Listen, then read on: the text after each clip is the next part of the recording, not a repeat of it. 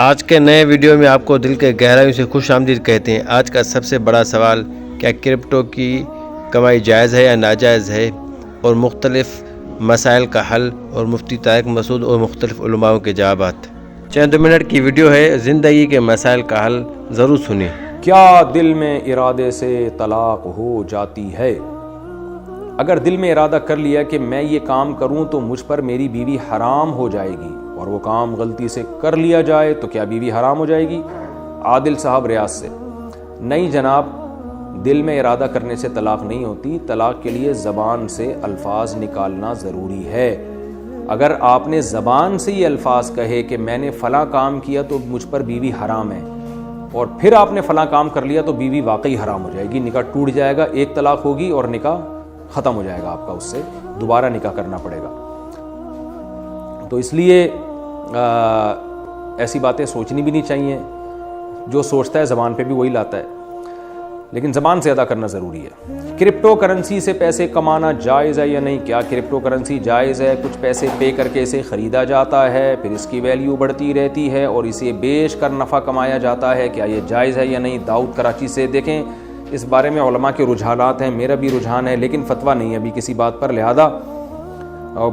بر صغیر کے علماء اور بہت سے دنیا بھر کے علماء سر جوڑ کے بیٹھے ہوئے ہیں، اور اس بارے میں ابھی تک کوئی صحیح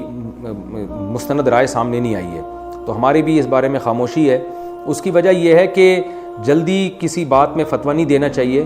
کیونکہ ایسا نہ ہو کہ آج اس کے فائدے نظر آ رہے ہیں، کل ایسا نہ ہو کہ اربوں خربوں کا مالیت کا لوگوں کو نقصان ہو جائے، کیونکہ یہ فرضی کرنسی ہے، کوئی حقیقت تو ہے نہیں۔ تو میں یہ نہیں کہہ رہا کہ حرام ہے ناجائز ہے،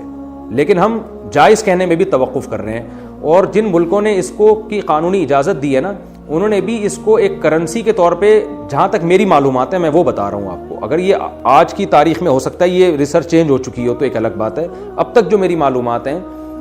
وہ یہ ہے کہ دنیا کے جن ملکوں نے اس کی قانونی اجازت دی ہے، انہوں نے بھی لوگوں کو اس سے لین دین کی اجازت دی ہے، صرف اس کو ایز اے کرنسی قبول نہیں کیا ہے، یعنی قانونی طور پر ابھی تک دنیا میں اس کو ایز اے کرنسی کے لیا نہیں گیا ہے۔ تو ایک چیز کی پرمیشن دے دینا استعمال کی ایک الگ چیز ہوتی ہے، ایک ہوتا ہے گورنمنٹ اس کو یا یونائٹڈ نیشن خاص طور پر اس کو ایز اے کرنسی قبول کر لے، وہ ابھی تک نہیں ہوا ہے۔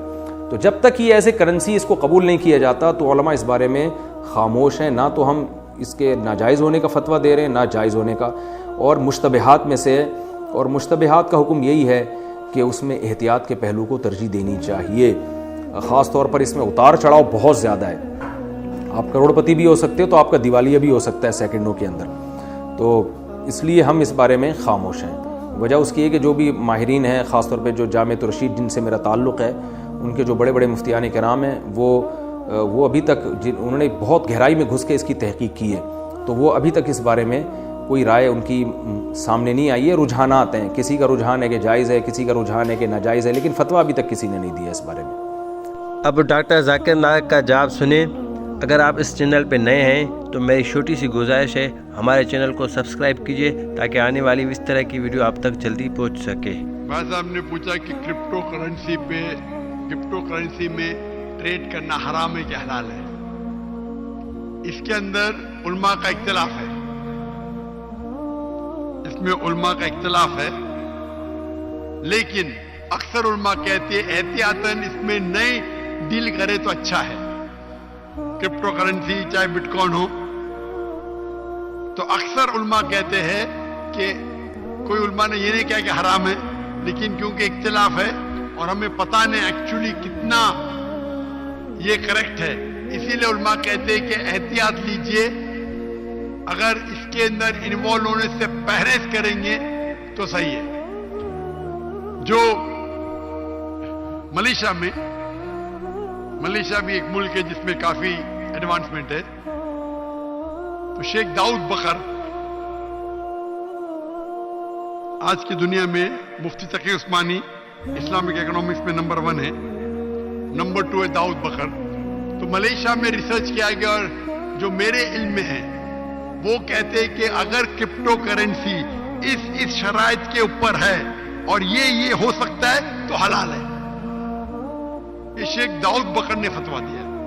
باقی لوگ کا اختلاف ہے۔ لاسٹ جب میں نے بات کی تھی مفتی تقی عثمانی سے، جب وہ ملیشیا آئے تھے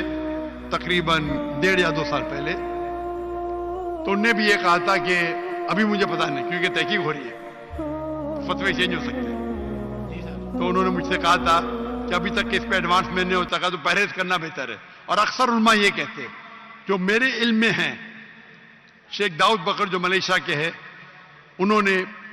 چند سال پہلے کہا تھا کہ کچھ شرائط جو شریعہ کے پورے ہوتے ہیں تو یہ حلال ہو سکتا ہے، لیکن اکثر علماء کہتے ہیں کہ یہ ڈاؤٹ ہے،